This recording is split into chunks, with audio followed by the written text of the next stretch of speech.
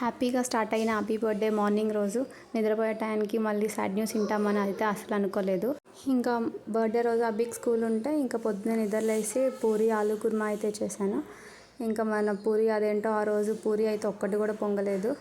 ఇంక ఇవాళ స్కూల్లో అయితే ప్రోగ్రెస్ రిపోర్ట్ ఇస్తామని చెప్పన్నారు. ఇంకా అందుకని ఫాస్ట్గా చిన్నుకు కూడా నావి డ్రెస్ అని ఐరన్ చేసుకొని ఇంకా అభిని అయితే స్కూల్కి నిద్ర లేపాను. ఇంకా అందరం రెడీ అయిపోయి స్కూల్కి అయితే వెళ్ళాము. అన్ని క్లాసెస్కి ఇవాళ ఇస్తున్నారంటే ఇంకా పేరెంట్స్ అందరు ఇలా గ్రౌండ్లో నుంచున్నారు. వాళ్ళు చెప్పింది అయితే మేము ఒక్కటి కూడా వినలేదు. అందరం మాట్లాడుకుంటూ ఉన్నాము. ఇంక ఇదైతే అభి వాళ్ళ క్లాస్ రూమ్ అనమాట.